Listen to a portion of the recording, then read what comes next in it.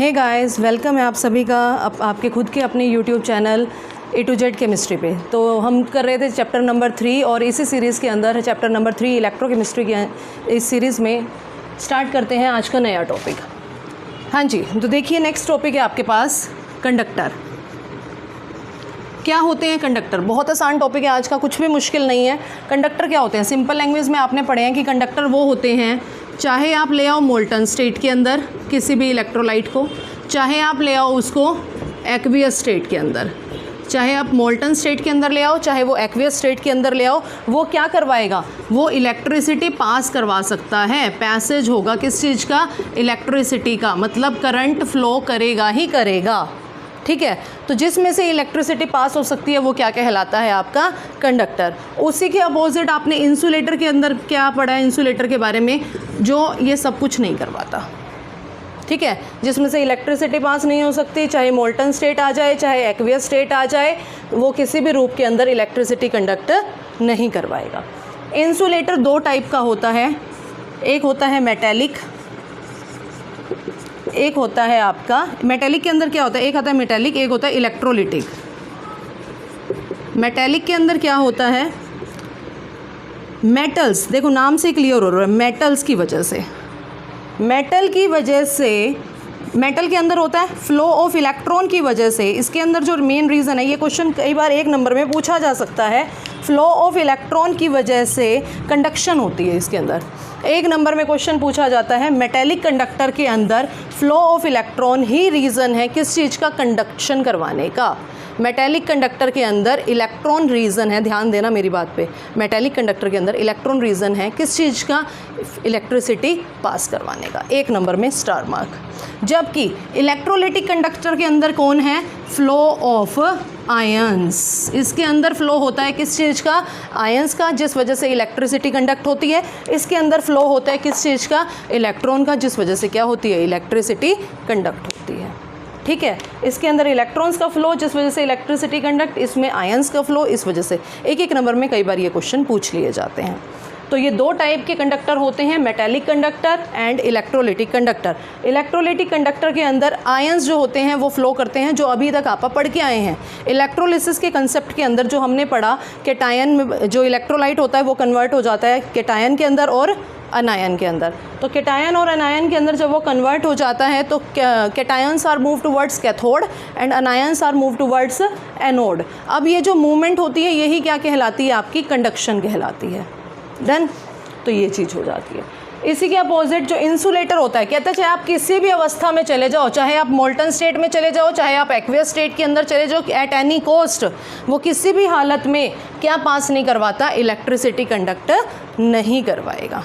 ठीक है, इसी के बाद आपने ये टॉपिक पहले भी पढ़ा था, जो ये इलेक्ट्रोलिटिक कंडक्टर है, इसके अंदर कौन इलेक्ट्रिसिटी कंडक्ट करवाता है? इलेक्ट्रोलाइट।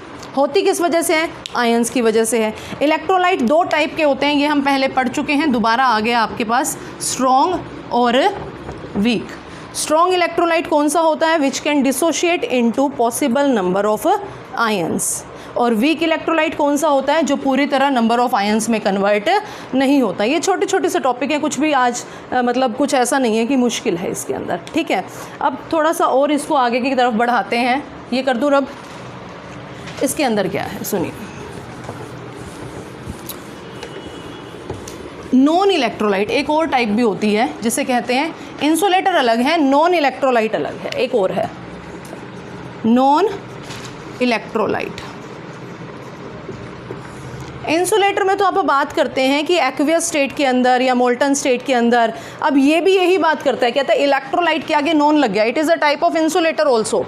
बट ये यही कहता है कि किसी भी अवस्था के अंदर आप चले जाना, चाहे मोल्टन स्टेट की बात कर रहे हो, चाहे मोल्टन स्टेट की बात नहीं कर रहे, चाहे एक्वियस स्टेट की बात कर रहे हो, चाहे एक्वियस स्टेट की बात नहीं कर रहे, एट एनी कॉस्ट वो इलेक्ट्रिसिटी को कंडक्ट नहीं करवाएगा।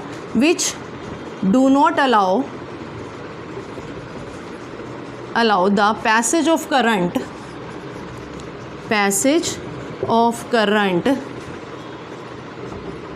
in any aqueous state, वही है, और any molten स्टेट, किसी भी अवस्था में वो इलेक्ट्रिसिटी को कंडक्ट नहीं कराएगा। इंसुलेटर में भी हमने यही पढ़ा था, बट इंसुलेटर में कई बार ये चीज़ हट सकती है। इंसुलेटर में सिंपल कह देता है कि वो इंसुलेट नहीं करवाता, वो इलेक्ट्रिसिटी पास नहीं करवाता, बट नॉन इलेक्ट्रोलाइट के अंदर स्पेशल ये बात मेंशन करी जाती है कि एक्वियस स्टेट और मोल्टन स्टेट, ये दो स्टेट के अंदर भी वो कभी भी इलेक्ट्रिसिटी को कंडक्ट नहीं करवा सकता। बातें वही आ रही है घुमा फिरा के, कुछ भी नहीं नया नहीं आ रहा, ठीक है। अब नेक्स्ट टॉपिक है कि कौन कौन से फैक्टर इन चीज़ों को इफ़ेक्ट करते हैं। इलेक्ट्रोलिसिस के लिए कौन कौन से फैक्टर इफ़ेक्ट करते हैं, फैक्टर इफ़ेक्टिंग द इलेक्ट्रोलिसिस। पहला फैक्टर है नेचर ऑफ सोल्यूट। सोल्यूट का नेचर कैसा होना चाहिए, मतलब इलेक्ट्रोलाइट का नेचर कैसा होना चाहिए। सोल्यूट तो यहाँ पे क्या है, इलेक्ट्रोलाइट ही है। आप क्या लेते थे, आप एक सॉल्यूशन लेते थे, सॉल्यूशन के अंदर किसको कर देते थे, यहाँ पे इलेक्ट्रोलाइट को डिप करवा देते थे।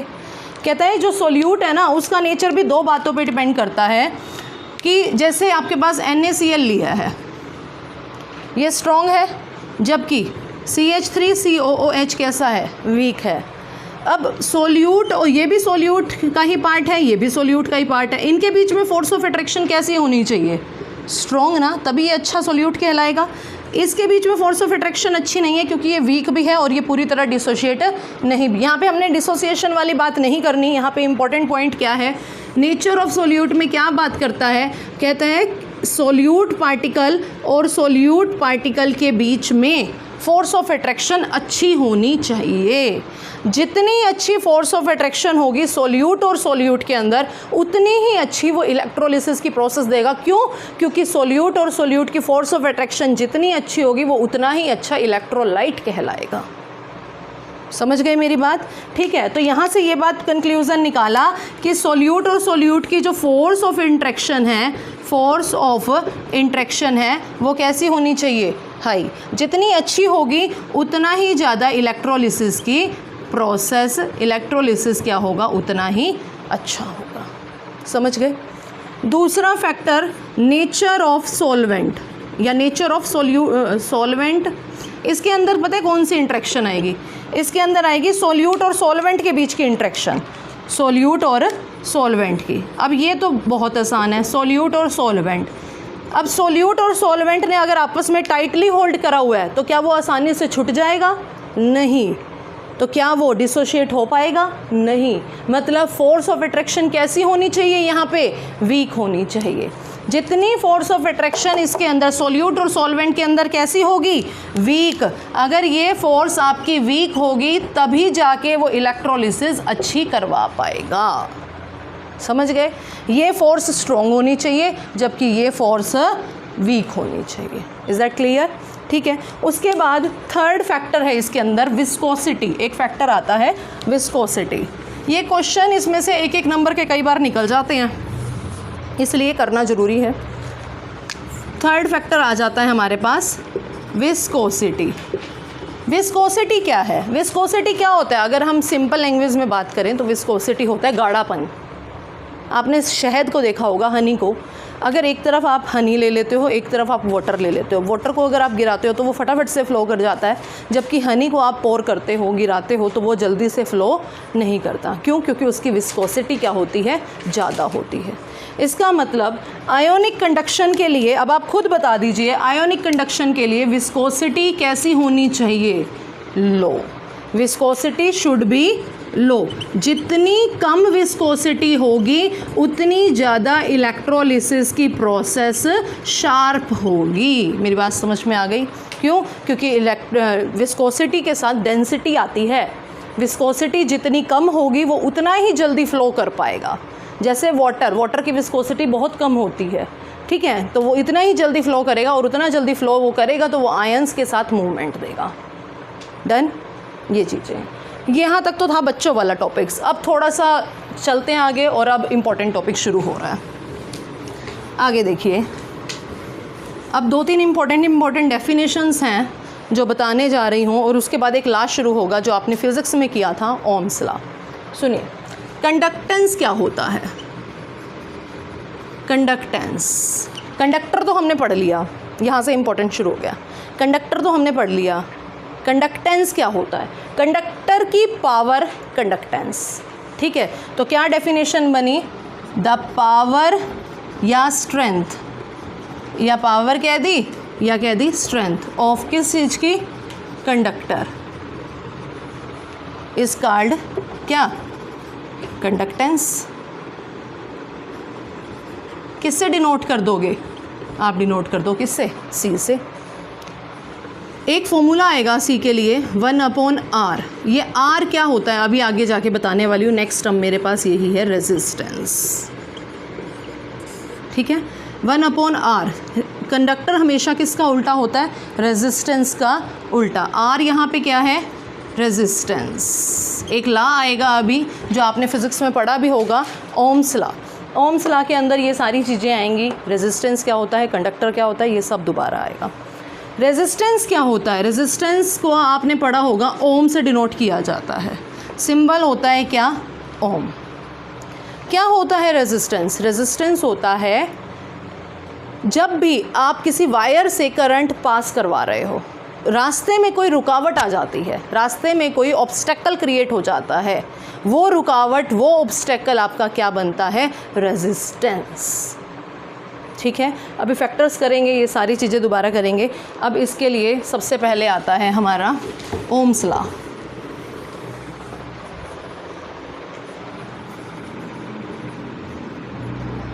ओम्स लॉ क्या कहता है जी, ओम्स लॉ सुनिए। ओम्स लॉ कहता है the current passed through, current जो पास हो रहा है थ्रू द इलेक्ट्रिकल वायर, किसी भी इलेक्ट्रिकल वायर में से, इलेक्ट्रिकल वायर में से जितना भी आप करंट पास करवा रहे हो, इज़ डायरेक्टली प्रोपोर्शनल, किस चीज़ के, directly proportional to their voltage supplied. जितनी वोल्टेज सप्लाई हो रही है उसी के क्या है, वो डायरेक्टली प्रोपोर्शनल। मतलब I is directly proportional to V, current हो गया I, डायरेक्टली प्रोपोर्शनल V। अगर I is equals to VR हो सकता है, तो क्या आप ये भी कह सकते हो V is directly proportional to I, कह सकते हैं। V डायरेक्टली प्रोपोर्शनल का साइन हटा दिया, यहाँ से क्या आ गया, R यहाँ पे क्या है, ये R ही तो है, यहाँ पे क्या चीज़ है, रेजिस्टेंस, जो ऑब्स्टेकल क्रिएट करवाता है। V is equals to IR, इसके बेस पे न्यूमेरिकल्स बनेंगे। यहाँ पे V क्या है, वोल्टेज अप्लाइड, I क्या है, करंट, और R क्या है यहाँ पे आपका रेजिस्टेंस। डन, कर लोगे, ठीक है जी। तो V is equals to IR, ये है आपका क्या, ओम्स लॉ। अब यहाँ से अगर आपने R की वैल्यू बतानी है, तो आप ये कह सकते हो R इज़ इक्वल्स टू, या आप यहाँ से ये कह सकते हो, इफ़ कंडीशन अप्लाइड हमेशा की तरह, अगर I इज़ 1 एम्पियर हो जाए, I क्या हो जाए, 1 एम्पियर, इस I को आप क्या कर दें, 1 एम्पियर, तो रेजिस्टेंस किसके इक्वल हो गया, वोल्टेज के। रेजिस्टेंस किसके इक्वल हो गया, वोल्टेज के।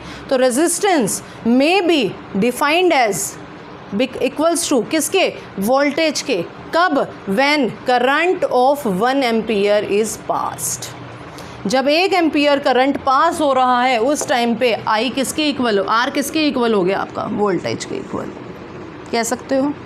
ठीक है, अब देखते हैं ये जो रेजिस्टेंस है ये किस किस बातों पे डिपेंड करता है, factors affecting the resistance. Done, कर दो इसको रब।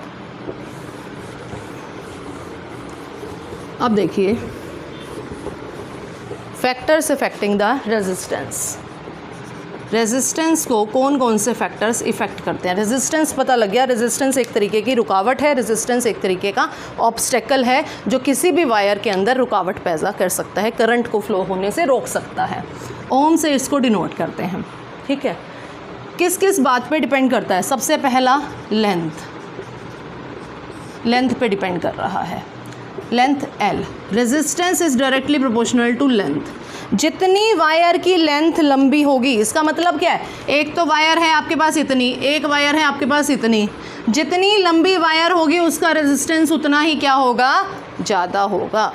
वायर की लंबाई ज़्यादा, रेजिस्टेंस उतना ही ज़्यादा। डन, ठीक है जी। R is directly proportional to L। Second, area कौन सा area? Area of cross section.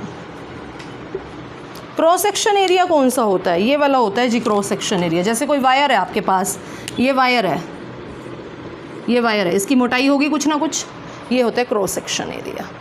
ठीक है, तो एरिया ऑफ क्रॉस सेक्शन इस पे कैसे डिपेंड कर रहा है? इन्वर्सली प्रोपोर्शनल एरिया पे। जितना कम एरिया होगा उतना ही रेजिस्टेंस क्या, मतलब जितनी पतली वायर होगी ना उसका रेजिस्टेंस उतना ही क्या होगा? ज़्यादा होगा। जितनी मोटी वायर होगी उसका रेजिस्टेंस उतना ही कम होगा। क्या इन दोनों फैक्टर को आप कंबाइन कर सकते हैं? यस, बनाइए इसको। R इज़, इन दोनों को कंबाइन कर दिया from factor 1 and from factor 2।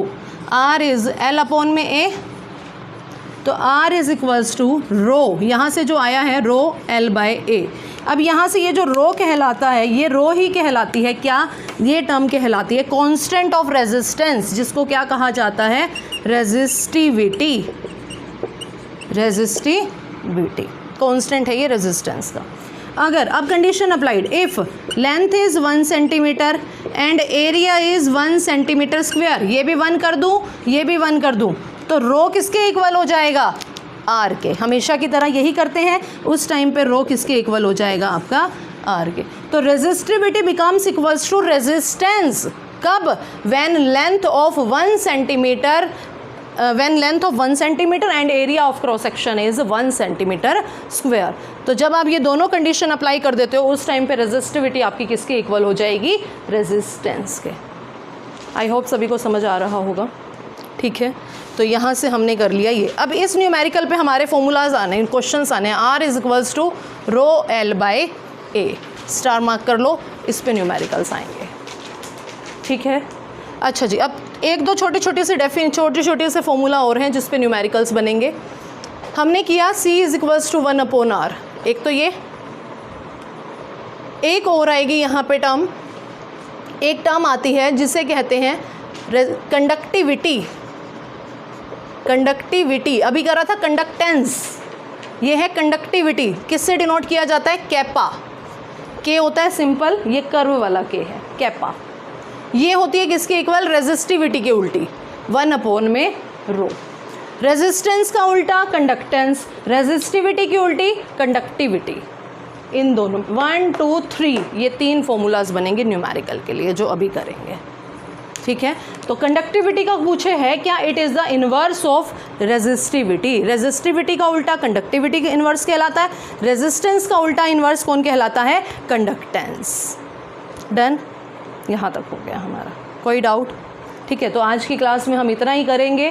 ये 4-5 चीज़ें हैं आप में, इसका इंपॉर्टेंट कौन सा है? कंडक्टर वाला हो गया, कंडक्टिविटी का हो गया, रेजिस्टेंस का हो गया, रेजिस्टिविटी का हो गया। अब इसके बेस पे आपके बनेंगे क्या? न्यूमेरिकल्स। ठीक है जी, तो आई होप आपको समझ आ गया होगा। कोई डाउट है तो कमेंट सेक्शन के अंदर ज़रूर कमेंट करिएगा।